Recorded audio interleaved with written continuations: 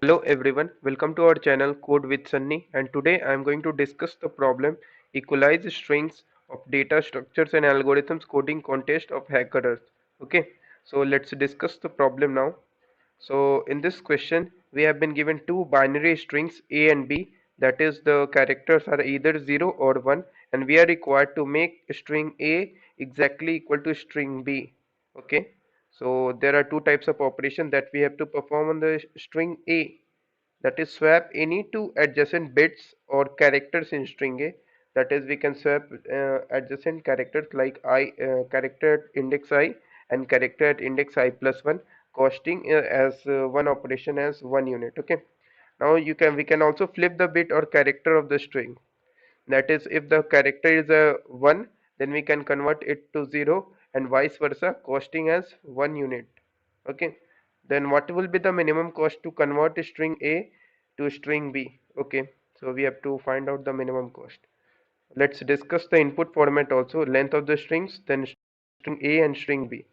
Okay, and we have to print one integer, that is the minimum cost required to convert string A to string B. Okay, so let's understand this problem with the help of example and find out the best solution for this problem. Okay, so let's move further. Okay, you can see I have here taken two strings, that is basically string A and string B.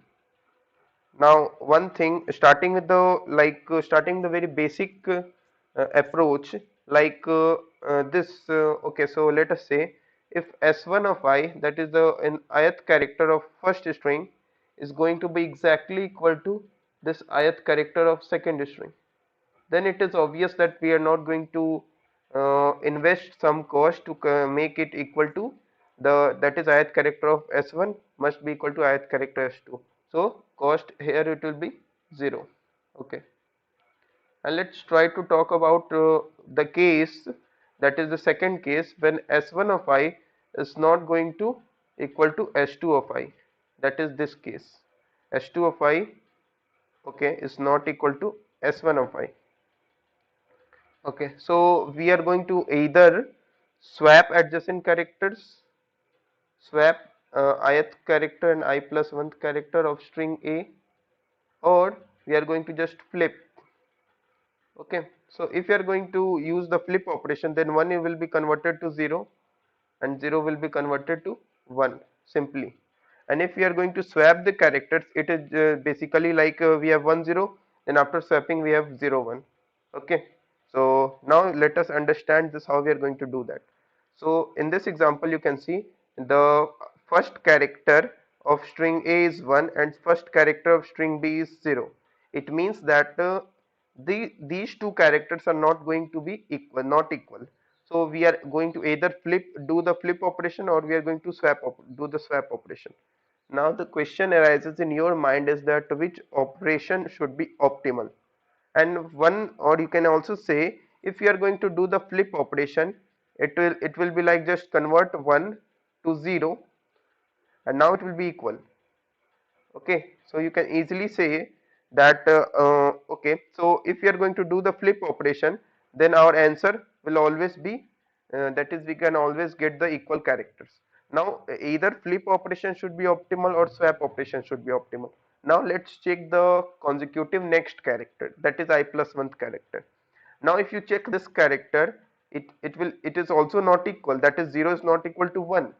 It means that you have to perform this operation also, that is perform any suitable operation.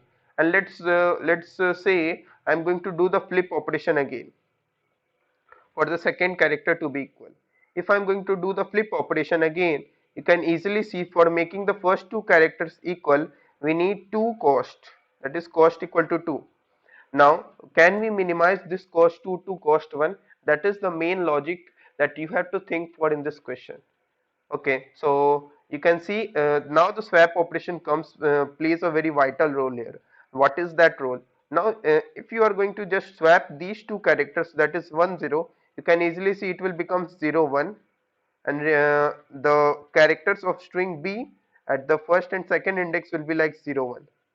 Now you can easily see in one operation I am going to just make these two characters exactly equal. Now the cost of this will be 1. Now just tell me which cost is going to be minimum. It's 2 or 1? Obviously 1. So it gives us the idea that if you are going to notice one main important thing in this, you can say strings, if the characters at this cross position, that is that is s1 of I is going to exactly equal to s2 of I plus 1, and s2 of I is going to be exactly equal to s1 of I plus 1, then we can easily perform a swap operation rather than performing a flip operation. Okay, and note that s1 of I and s2 of I at these positions of characters must not be equal. That is 1 and 0. 1 is not equal to 0 at the first position, and 0 is not equal to 1 at the second position, and these two characters, like this one, I am talking about these two characters, and these two characters, you can easily see, are not equal. That is, oh sorry, these two characters are like in cross position are going to be equal, then only swap operation is going to be optimal than flip operation. Okay, so this is the main logic behind this problem. So let's move further to understand the code, how we are going to implement that with the best possible way. Okay, so let's move further. Okay, so here you can see I have the code over here. So I have taken first the n, that is the length of the string, length of the common strings like s1 and s2 both have the same length, and then I have taken s1 and s2. Then answer is initialized as 0. Now start iterating from the 0th index. Okay, so check if the ith character of both the strings is going to be equal. We are not going to spend any cost to make it equal, that is they are already equal. Otherwise, I need to perform and spend some money, like do like flip operation or the swap operation. Both requires cost equal to 1. That's why I've incremented 1. Now one observation is, if my next index is valid and my next index is also not equal, that is characters at these next indexes are not equal, and the cross positions characters are going to be equal, like s1 of I is going to be equal to s2 of I plus 1, and s1 of I plus 1 is going to equal to s2 of I, then I need to increment I. Now this is the main doubt, why I should increment I. The reason is very simple. If I'm going to increment I, then okay, so if I'm not going to increment I, it means that my next I will be incremented in for loop to next to this position, but in this position I've already checked, that is I've already swapped, I perform the swap operation. So that's why I need to increment my I to one more, that is one more index. Okay, so at the next iteration I will be at this position. Okay, so that's why I've incremented my I. Okay, so if this condition holds, then only I'm going to do that, and finally print the answer. So let's submit this code and find it out if this is going to be a valid, beautiful solution or not. Okay, yes, it is very good. Okay, so if you have any doubts, let me know in the comment section of the video, and I will ask the viewers to like this video, share this video, and do subscribe to our YouTube channel for latest updates. Thank you for watching this video.